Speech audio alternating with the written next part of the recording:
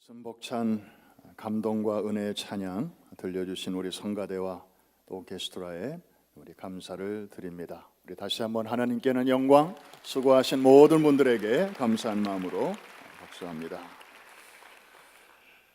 평생 휠체어를 타고 계시는 분에게 소원이 무엇입니까? 이렇게 물은 적이 있습니다. 단 하루만이라도 내 두 다리로 걸어보는 것이 소원입니다. 당연한 내용이겠죠. 괜한 질문을 했고 그리고 당연한 대답을 들어야만 했습니다. 그분들에게는 그렇게 평생 소원이 오늘 건강한 두 다리로 이 자리에 나오신 분에게는 흔한 일상이 되었습니다. 당연한 것이 아니고 그분들의 입장에서 생각해 보면 이것은 평생 소원이 날마다 이루어지고 있는 것이요 하나님의 은혜와 축복이 아닐 수가 없습니다.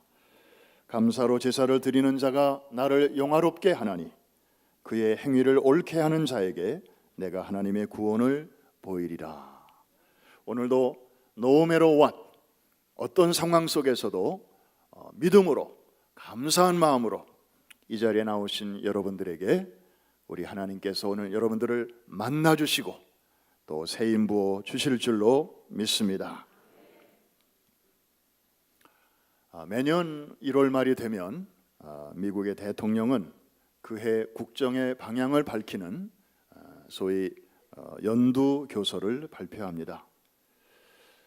로널드 레이건 대통령 때부터 하나의 전통이 된 것 중에 하나는 이제 그 모임에 미국 시민 몇 분을 초청하고 그들을 소개하는 것입니다.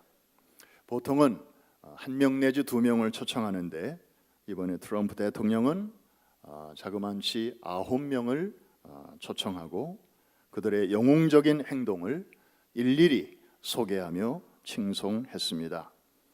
그 중에 몇 사람의 이야기는 다음과 같습니다. 제일 먼저 소개된 분은 여성 해안경비대 장교인 애슐리 레포트라고 하는 분입니다. 우리 사진에서 나오죠.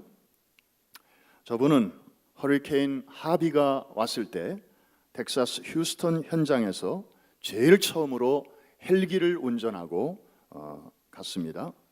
바람과 폭우가 내리는 18시간 동안 저분은 용감하게 전깃줄과 또 깊은 물을 무릅쓰고 40명 이상의 사람들을 구해내서 저렇게 숨은 영웅으로 소개가 되었습니다. 그 다음에는 한 어린이가 소개가 되었습니다. 캘리포니아에 사는 12살 소년 프레스톤 샤프. 이 소년은 제향군인의 날에 군인 묘지에 갔다가 어느 묘지에 성조기가 없는 그런 모습을 보고 좀 너무나 가슴이 아팠다고 합니다. 그래서 전국에 있는 4만 개의 제향군인 묘지에 성조기를 꽂는 운동을 시작을 합니다. 대통령은 이 아이를 소개하면서 이런 어린 애국자들이 이 나라를 위해서 복무한 사람들을 왜 우리가 존경해야 되는지, 우리가 왜 미국 국기를 향하여 경례를 해야 되는지, 왜 국기에 대한 맹세를 할 때 우리 손을 가슴에 올려놓는지, 그리고 왜 미국 국가를 부를 때 자랑스럽게 서 있어야 하는지를 저런 애국자들이 우리에게 알려준다, 이렇게 칭송을 했습니다. 그리고 또 한 분은 이름으로 봐서 히스패닉 아메리칸 같이 보이는 국토안보부 조사특별요원인 셀레스티노 마르티네스. 이분은 15년 동안 공군에서 복무한 뒤에 그 후 이민국 요원으로 갱들과 싸우고 있는 분입니다. 갱 조직인 MS-13는 그를 죽이라는 명령을 내렸지만 이 사람은 그 위협과 혹은 두려움에 굴복하지 않았습니다. 지난 5월 달에 그는 이 근처에 있는 롱아일랜드에 있는 갱 멤버들 소탕 작전을 전개했고 그의 팀은 MS-13이라고 하는 아주 무시무시한 갱 조직원 220명을 비롯해서 400명을 체포했다. 그래서 well done 대통령이 이렇게 칭찬을 했습니다. 그리고 이제 끝에서 두 명, 아마 여러분들도 친숙한 분들일 텐데 이제 이어서 소개가 됐습니다. 오토 원비어의 아버지와 어머니입니다. 오토 원비어는 버지니아대에서 열심히 공부하는 학생이었는데 아시아에서 공부하고 돌아오는 중에 북한을 여행을 했죠. 그러다가 체포되었고 국가 전복 혐의로 기소가 되었습니다. 15년 강제노동 구형했고 그러다가 지난해 6월 미국으로 돌아왔지만 심각한 부상을 입어서 며칠 후 사망을 했습니다. 그의 부모인 프레드와 신디 원비어가 오늘 이 자리에 왔습니다. 당신들은 우리 세계를 위협하는 악에 대한 강력한 증인이요, 당신의 힘은 우리 모두에게 감동을 줍니다. 오늘 밤 우리는 미국의 의지를 갖고 오토를 영원히 기억할 것입니다. 이렇게 대통령은 추모를 했습니다. 그리고 마지막 한 사람, 9번째 사람을 소개하는데 우리 모두는 깜짝 놀랐습니다. 왜냐하면 저 자리는 미국 시민들을 소개하는 자리인데 대한민국 국민 한 사람이 초청받았기 때문입니다. 대통령은 이렇게 말합니다. 마지막으로 소개할 분이 있습니다. 우리는 북한 정권의 사악한 특성을 보여주는 한 증인을 모셨습니다. 그의 이름은 지성호. 1996년 성호는 북한에서 굶주린 소년이었습니다. 하루는 식량과 교환하기 위해서 기차에서 석탄을 훔치려고 했다.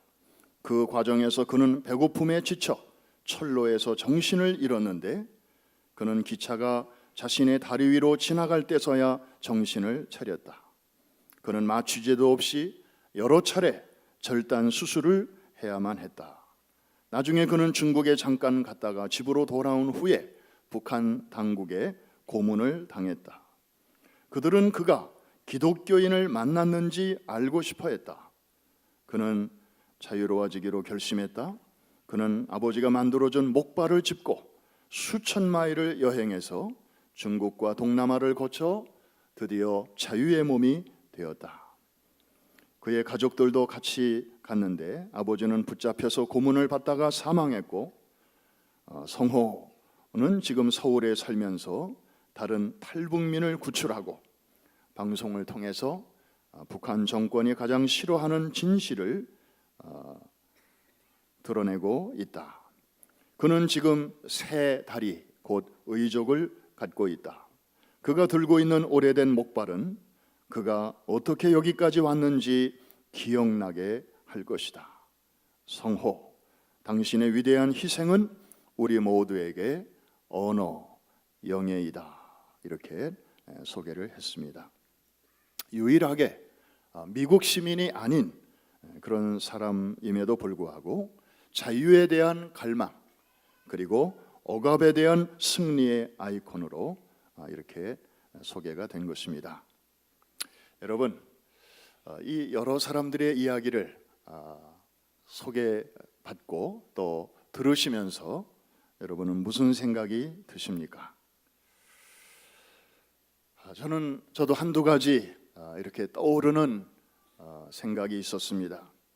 우선은 주님이 다시 오시면 온 세상의 모든 크리스찬들이 거듭난 주의 백성들이 이렇게 한 자리에 모이게 될 텐데 허다한 증인들 앞에서 우리 주님이 한 사람 한 사람을 저렇게 소개해 주시지 않겠나.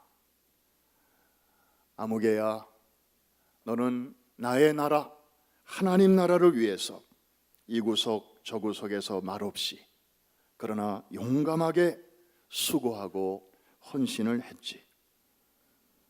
남녀노소 피부 색깔, 출신, 국적에 관계없이 저렇게 대통령이 나라를 위하여 수고한 숨은 영웅들을 저렇게 소개하는 것처럼, 그러나 사실 미국의 대통령은 아는 사람이나 알지 더 많은 숨은 영웅들에 대해서는 또 모르지 않습니까? 그러나 우리 주님은 다 아시지, 다 보고 계시지. 그래서 그날에 한 사람도 빠짐없이 그렇게 칭찬해 주시고 영광과 존귀와 상급을 주시겠다고 성경에 약속한 것이 아닌가. 또 하나, 저런 광경을 보면서 우리가 생각할 수 있는 것은 미국 사회가 참 엉성하게 보이고, 그리고 다민족들이 이렇게 서로 몰려와서 살다 보니 참 복잡하고 많은 문제가 있지만, 그래도 이만치 나라가 굴러가고 유지되고 운영되는 것은 저런 분들처럼 우리 사회 곳곳에 숨은 영웅들이 있기 때문이 아닌가. 우리는 몰랐지만 저런 분들의 수고가 있었구나 라고 하는 것을 알게 되면서 또 마음의 든든함을 갖게 됩니다. 우리 교회도 마찬가지고, 그리고 우리 하나님의 나라도 마찬가지입니다. 그림과 같이 앞장서서 일하는 일꾼들이 있는가 하면, 또 벽에 박혀서 묵묵히 그 그림을 바치고 있는 더 많은 숫자의 못과 같은 일꾼들이 교회마다 기관마다 많이 있기 때문에 지나다니는 사람들이 그 그림을 감상하면서 또 힘도 얻고 위로도 얻고, 그런 것처럼 주님의 나라에는 이렇게 수많은 언성 히어로, 숨은 일꾼들이 우리 시대에도 많이 있음을 우리가 알고 있습니다. 우리 옆에 계신 분에게 한번 얼굴을 쳐다보면서 이렇게 한번 인사하겠습니다. 그대 덕분에 하나님 나라 잘 되고 있습니다. 우리 한번 이 인사를 받으신 분은 또 응답을 해야죠. 그대에게도 하늘의 상이 클 것입니다. 서로 또 인사해 주시기 바랍니다. 하나님의 말씀을 증거하는 귀한 강단이기 때문에 저는 이제 이 뉴스에 나온 귀한 분들을 뒤이어서 오늘 숨은 영웅 또 한 분을 여러분에게 소개합니다. 새삼스럽긴 하지만 여러분이 잘 아는 분입니다. 바로 아브라함이죠. 이 아브라함은 참 특별한 사람인 것 같습니다. 왜냐하면 하나님께서 아무에게나 붙이지 않는 특별한 호칭으로 아브라함을 불러주셨기 때문입니다. 나의 벗, my friend. 여러분, 그 구약시대, 그 오래전에 한 사람을 가리켜 나의 벗이라고 이렇게 말씀해 주실 정도였습니다. 그러면서 내가 하려고 하는 그 일을 다른 사람은 몰라도 아브라함에게까지 숨기겠느냐, 이렇게 말씀하셔요. 얼마나 하나님과 아브라함 사이에 이게 잘 통했으면 그렇게까지 말씀하셨겠습니까? 두 가지 뉴스를 전해 주십니다. 하나는 good news, 다른 하나는 bad news. good news는 무엇입니까? 하나님이 아브라함에게 자식을 곧 내가 너에게 줄 것이다. 그리고 너의 자손들로 말미암아 천하 만민이 복을 얻게 될 것이다. 전에도 몇 번 하셨던 그 약속, 그러나 아직 이루어지지 않고 있는 상황에서 그 소식을, 그 약속을 한 번 더 아브라함에게 전해 주셨습니다. 아브라함은 좀 이렇게 믿음이 약해질 뻔 했었는데 이 말씀을 다시 한번 들으면서 또 새 힘을 얻었을 것입니다. 그런데 바로 뒤이어 좀 슬픈 소식 한 가지를 말씀해 주시는 것이었습니다. 하나님께서 소돔과 고모라를 멸망시키시겠다고 하는 것이었습니다. 심판의 예고였습니다. 그러니까 하나님께서 말씀하시기를 나의 벗 아브라함아, 내가 하려는 일을 너에게는 내가 숨기고 싶지 않다. 조금 전에 하셨던 말씀이 왜 그런 말씀을 하셨는지 이제서 아브라함은 알게 된 것입니다. 아하, 하나님이 저 도시를 이제 멸망시키시려고 하시는구나.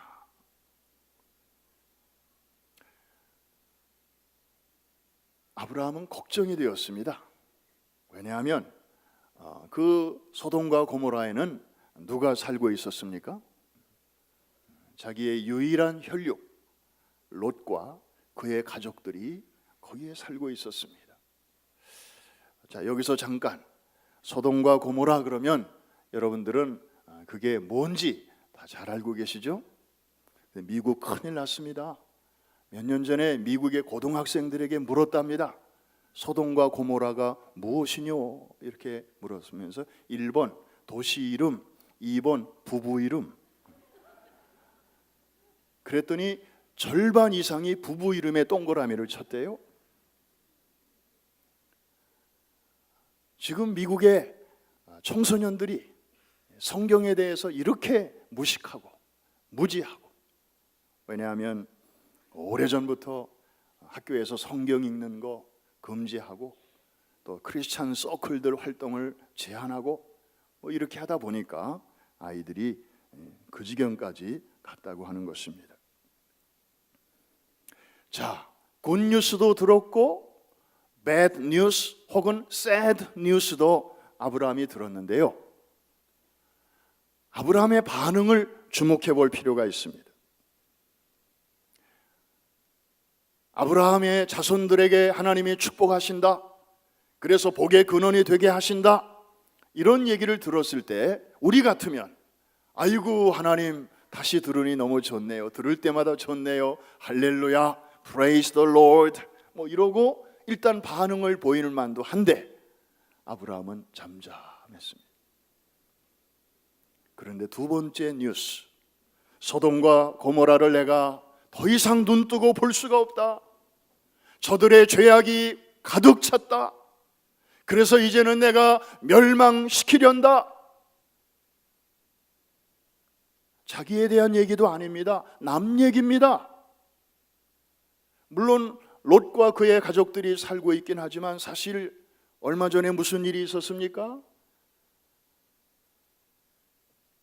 재산 가지고 다툼이 일어났을 때에 아브라함이 양보했잖아요. 네가 먼저 좋은 땅을 선택해라 할 때에 롯이 먼저 선택해서 들어가 살고 있는 땅이 소돔과 고모라예요. 하나님이 그 땅을 심판하신다고 할 때에 행여 아브라함 속에 야, 하나님 참 공평하시다, 이제 혹군역을 좀 내시는구나, 이 일을 통해서 롯이 좀 정신 차리고 매 좀 맞고 그러면 좋겠다, 좀 고소하다, 뭐 이렇게 생각할 수도 있었을 텐데 그게 아니었습니다. 자신의 앞날에 대하여 하나님이 찬란한 미래를 약속하실 때에는 잠잠히 있다가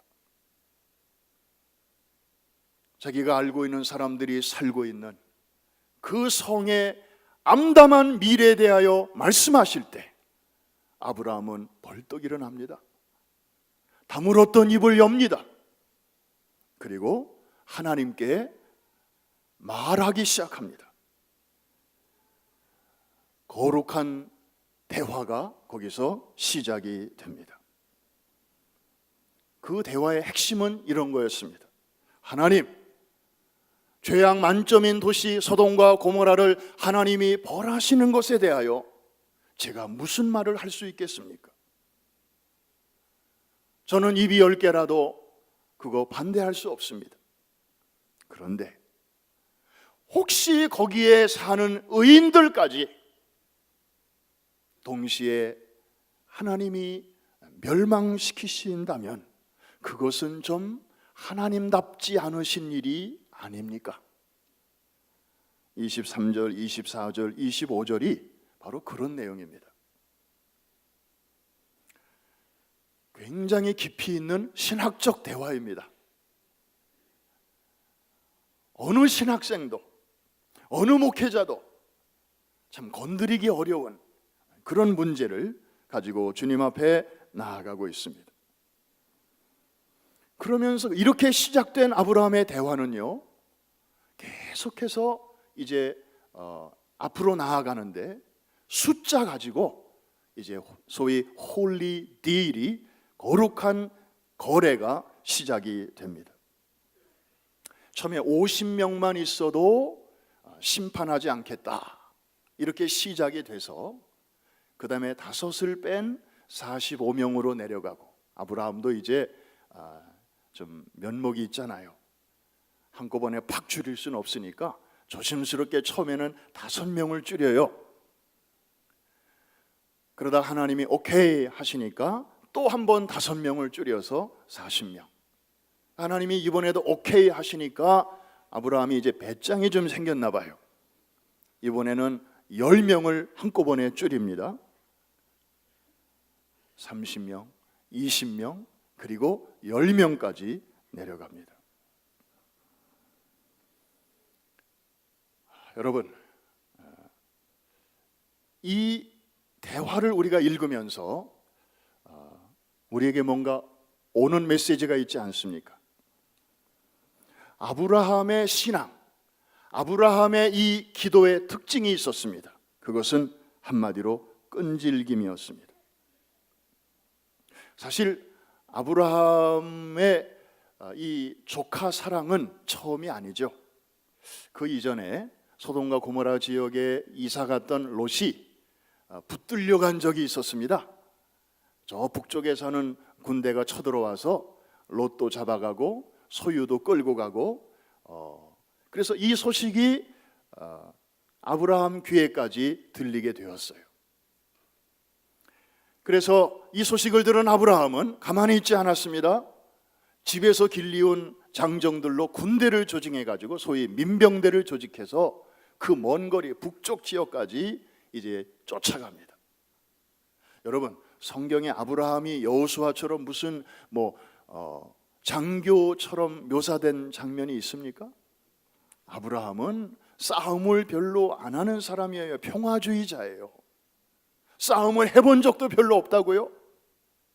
그런데 이 가나안 땅에서 유일한 피부치인 롯이 잡혀갔다는 말을 듣고, 그렇게 경험도 없지만 사람들을 조직해서 올라갔던 것이죠.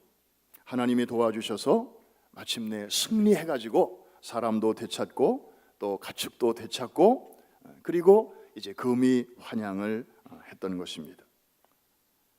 그때는 피지컬리 군대를 만들어 가지고 롯을 구해왔는데, 이번에는 이제 스피리추얼리, 영적으로, 기도로 하나님 앞에 나아가고 있습니다. 하나님께 이렇게 대화를 하고 있습니다. 티끌과 같은 나라도 감히 주께 고하나이다.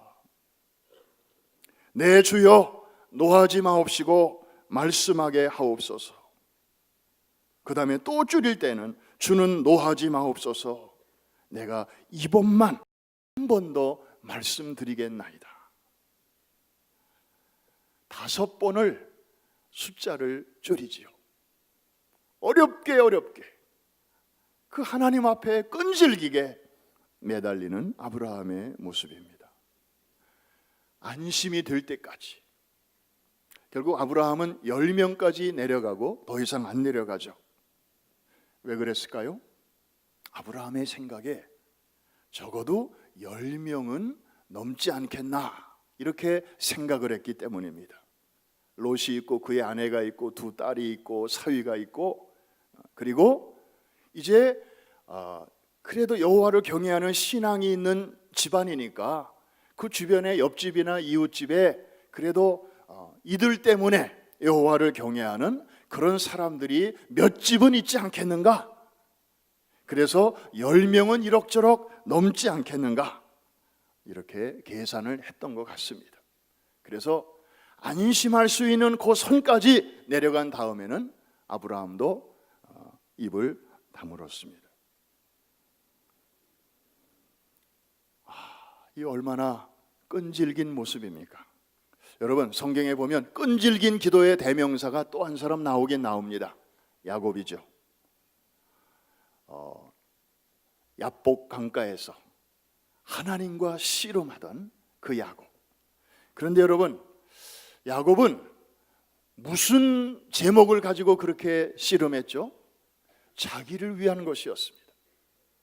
내일 에서를 만나게 될 텐데 에서가 자기를 죽일 것 같으니까 하나님, 나를 살려주세요. 우리 형 에서의 마음을 하나님께서 좀 부드럽게 만들어 주세요. 결국 자기를 위해서 그렇게 밤새도록 끈질기게 기도했다면 지금 아브라함은 그게 아니잖아요. 남을 위해서, 다른 사람을 위해서 하나님 앞에 끈질기게 매달리고 있습니다. 사랑하는 성도 여러분,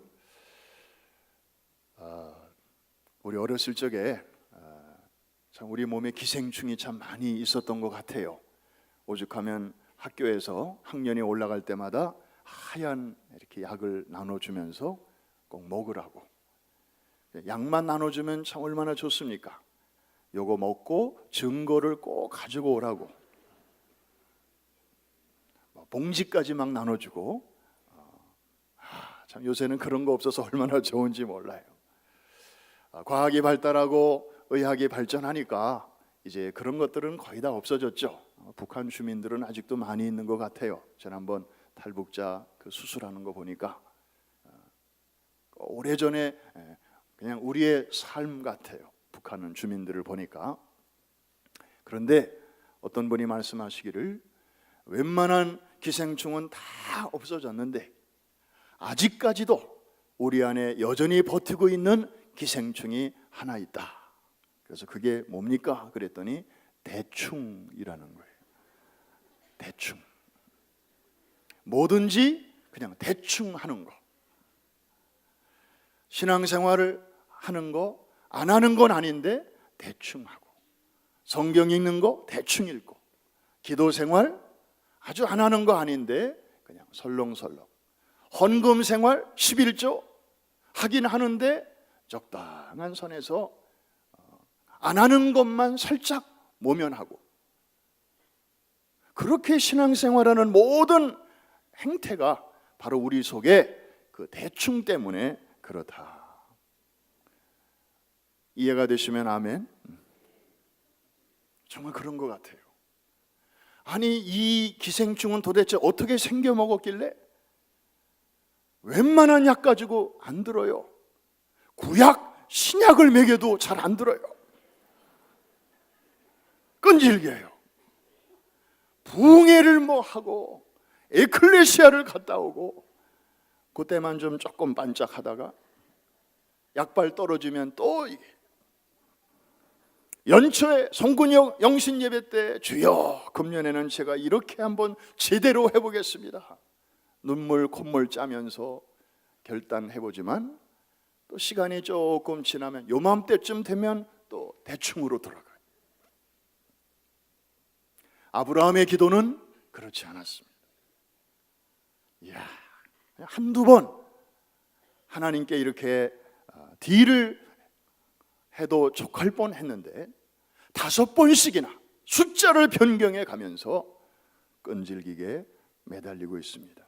사랑하는 성도 여러분, 우리의 신앙생활에 아무쪼록 대충이라는 기생충마저 하나님의 은혜로 제거되기를 주의 이름으로 축복합니다.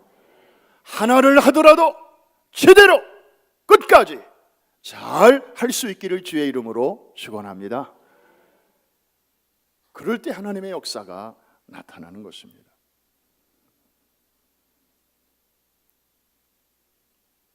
여러분, 혹시 자녀들이 창세기를 이렇게 읽다가 아빠, 엄마, 할아버지, 할머니,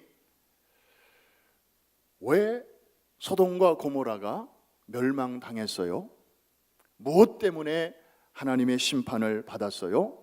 이렇게 묻는다면 여러분들은 뭐라고 대답을 하시겠습니까? 혹시 이렇게 대답하시겠습니까? 그 성에 죄인들이 너무 많아서, 그 성의 죄악이 아주 하늘에까지 닿아서, 그래서 하나님께서 더 이상 냄새가 악취가 나서 견디실 수가 없어서 심판하셨어. 혹시 이렇게 대답하시려는 분이 계시다면 미안합니다. 성경을 잘못 보셨습니다. 잘못 이해하셨습니다. 물론 그것이 아주 틀린 대답은 아니지만 제일 중요한 대답은 아닙니다. 성경에 보면 하나님은 죄인의 숫자를 세고 계시지 않았습니다. 이 성을 심판할 것이냐 안 할 것이냐를 결정하실 때 죄인의 숫자, 그것은 하나님은 맨 처음에 고려 요소가 아니었습니다. 그 성의 의인의 숫자가 몇 명이냐, 깨어있는 사람들의 숫자가 몇이냐, 하나님은 그걸 주목하고 계셨습니다. 할렐루야. 이게 하나님의 셈법입니다. 이게 하나님의 관점입니다. 그 땅의 심판을 막아낼 의인의 숫자를 하나님은 세고 계셨습니다. 소돔과 고모라 성 전체의 멸망의 원인은 그 성 안에 있는 의인의 숫자가 그 하나님의 기준에 차지 못했기 때문입니다. 이것을 뒷받침해주는 규절 하나를 여러분들에게 소개합니다. 에스겔서 22장 30절과 31절에 있는 말씀, 우리 같이 한번 읽겠는데 하나님의 말씀입니다. 시작. 이 땅을 위하여 성을 쌓으며 성 무너진 데를 막아서서 나로 하여금 멸하지 못하게 할 사람을 내가 그 가운데에서 찾다가 찾지 못하였으므로 내가 내 분노를 그들 위에 쏟으며 내 진노의 불로 멸하여 그들 행위대로 그들 머리에 보응하였느니라. 주 여호와의 말씀이니라. 하나님이 찾으시는 사람이 있습니다. 다가오는 심판을 연기시킬, 그리고 그것을 막아줄 의인의 숫자를 하나님은 찾고 계십니다. 저 말씀을 기록할 당시 유다 땅에는 그럴 만한 사람이 한 사람도 없었나 봅니다. 결국에는 하나님의 심판이 그 땅에 임할 수밖에 없었습니다. 사랑하는 성도 여러분, 결국 소돔과 고모라는 심판을 피할 수가 없었지요. 불과 유황이 쏟아졌습니다. 그런데 그 와중에 하나님께서 롯의 가족을 건져내십니다. 심판하시는 중에도 자비와 긍휼을 잊어버리지 아니하셨습니다. 왜 그렇게 하셨을까요? 오늘 본문에 보니까 이렇게 말씀하고 있습니다. 한번 따라해 주시기 바랍니다. 하나님이 아브라함을 생각하사 누구를 구원하셨다고요? 롯과 그의 가족을 구원해 내셨습니다.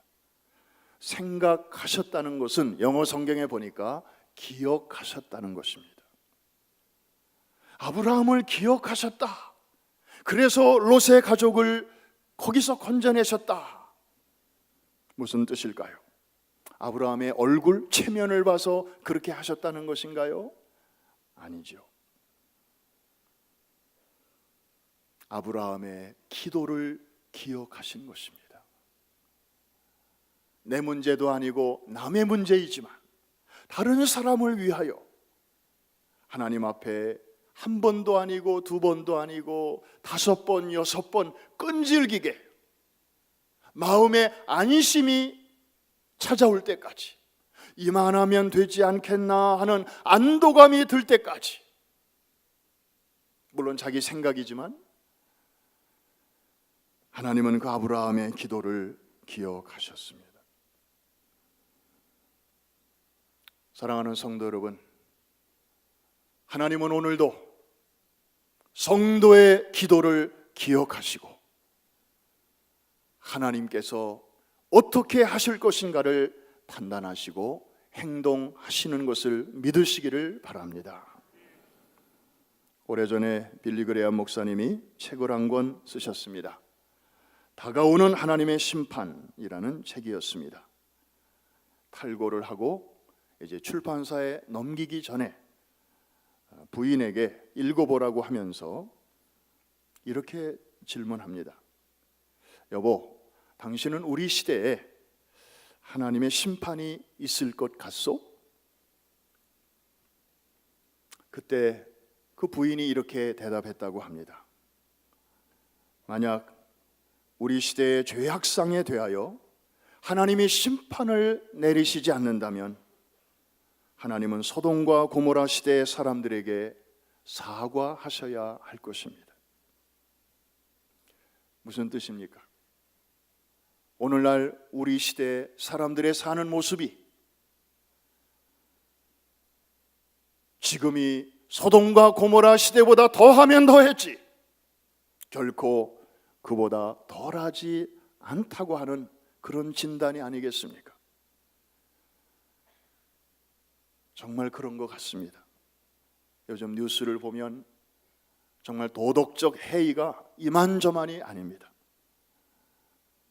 그러면 그저 이런저런 범죄들이 정말 예상치 않던 곳에서 끊임없이 일어나고 있습니다. 하나님이 아브라함을 생각하사 오늘 이 말씀은 우리에게 굉장히 큰 울림으로 다가옵니다. 하나님이 뭔가를 심판을 내리셔야 할 때에 여러분의 기도를 기억하사 그 심판을 홀드하실 수 있다면 여러분은 역사를 만들어가는 위대한 하나님의 동역자라고 말할 수 있을 것입니다. 프라미스 교회의 김권사를 기억하사 박집사를 생각하사 하나님께서 그 심판을 홀드하셨더라. 프라미스 교회 성도들의 기도를 기억하사 대한민국을 하나님께서 이 위기에서 건져 주셨더라. 지난날에 독일이 통일 이전 동독 지역에 있던 성 니콜라이 교회의 월요 기도 모임을 기억하사 7년 만에 분단의 상징이었던 베를린 장벽이 허물어지게 하시고 그리고 1년 후에 독일 통일이라고 하는 현대사의 기적을 가져다 주신 주님이 아니십니까? 여러분의 기도를 기억하시면 하나님께서 이번에도 우리 대한민국을 위기 가운데서 지켜주실 줄로 믿습니다. 여러분의 기도가 얼마나 중요한지 몰라요. 하나님은 한 사람의 기도를 기억하셨습니다. 아브라함은 우리 시대에 가고 없습니다. 그러나 아브라함을 기억하사 놀라운 구원의 역사를 이루어 주셨던 그 하나님은 지금도 살아 계심을 믿습니다. 여러분, 한 사람의 기도가 한 가정을 살립니다. 우리 믿음의 공동체의 기도가 한 민족을 살려냅니다. 이 세상 썩었다, 죄악이 문드러졌다, 타락 만점이다, 우리가 손가락질만 해서는 아무 변화도 일어나지 않습니다. 소돔과 고모라는 다시 말씀드리거니와 저들의 죄악 때문에 망한 것이 아니라 그 썩어가는 죄악을 향한 하나님의 심판을 지연시킬 만한 의인의 숫자가 부족하여 망한 것입니다. 여러분만이라도 깨어 기도하면, 우리 교회만이라도 깨어 기도하면 하나님께서 역사의 수레바퀴를 움직이시는 역사의 주인 되신 주님께서 당신의 기뻐하시는 뜻을 따라 용서하시고 다시 한번 기회를 주시고 하나님의 하나님 되심을 온전히 드러내실 줄로 믿습니다. 다시 한번 따라해 주시기 바랍니다. 하나님이 아브라함을 생각하사 하나님이 프라미스 교회를 기억하사 새 일을 행해 주실 줄로 믿습니다. 한 번 더 따라해 주시기 바랍니다. 그래서 그러므로 교회가 여전히 희망입니다. 믿으시면 아멘. 기도합니다. 하나님이 찾으시는 그 한 사람 되기를 원합니다. 하나님이 찾으시는 그 교회가 되기를 원합니다. 다가오는 무서운 심판을 지연시킬 수 있는 거룩한 파수꾼들 다 되게 하시고 시대와 역사 앞에 이 사명 잘 감당하는 우리 교회 되게 하여 주시옵소서. 예수님의 이름으로 기도합니다.